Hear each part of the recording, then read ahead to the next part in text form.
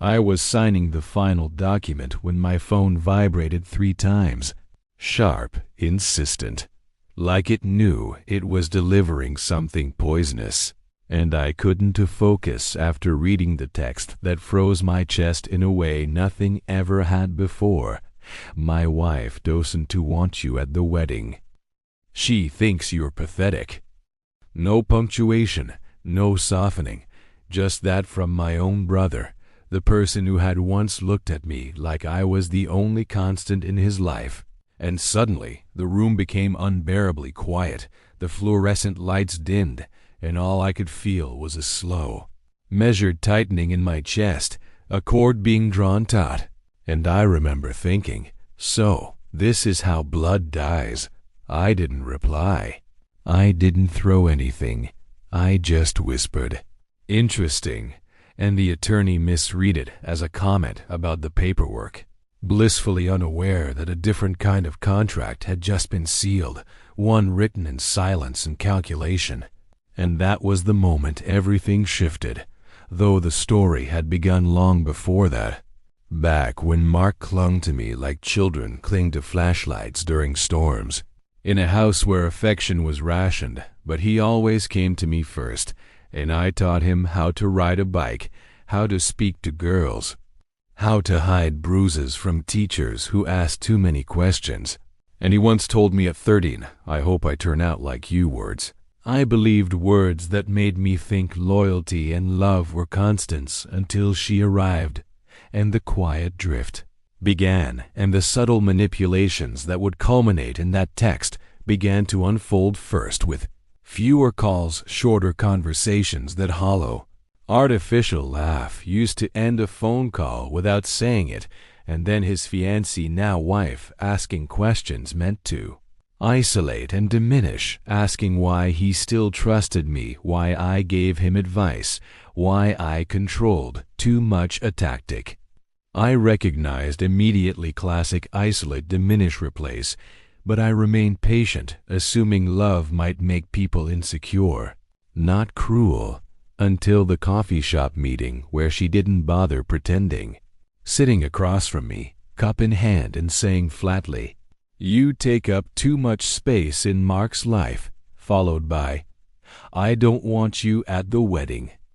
I want him surrounded by people who actually respect him," and smiling as if expecting an apology, and I only nodded, and that was the line that told me everything, that he would agree with her, that he had already begun to speak her words instead of his own. And I didn't cry, didn't beg, didn't tell Mark what she said. I only waited, and 2 weeks later the text arrived, the same words, almost verbatim, confirming he was no longer himself. And at that point, I allowed myself to feel nothing, only method, calculation, precision, like cleaning a wound before cutting deeper. And I remembered that he had listed me as his financial emergency contact years ago, back when he had said I was the only one who wouldn't betray him, and he never updated it. And he had given me legal access to his mortgage account years before for overseas travel, which he claimed he had forgotten.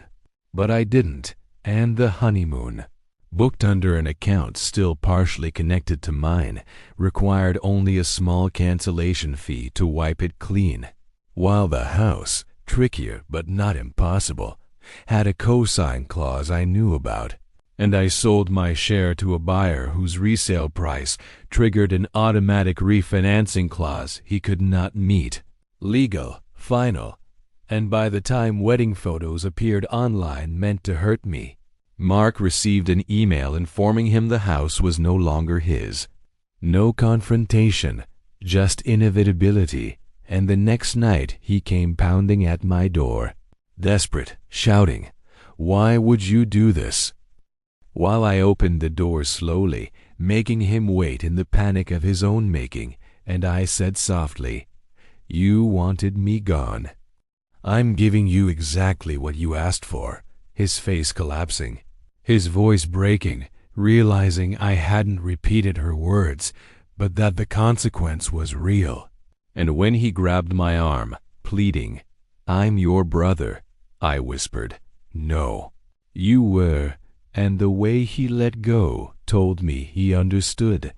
The way he stepped back told me he felt it, and the realization in his expression.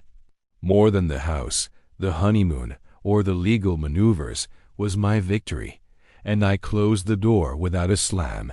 Only a quiet click of finality, the silence filling the room like the first moment I read the text. Only now cleaner, colder, precise, complete. And in that quiet I understood the truth. Loyalty treated like trash earns a reckoning executed with patience, observation, and inevitability, and nothing, not anger, not confrontation, not drama, could replace the satisfaction of justice delivered silently, meticulously, and entirely on my terms, leaving me alone in the calm aftermath, unshakable, untouchable, and finally free.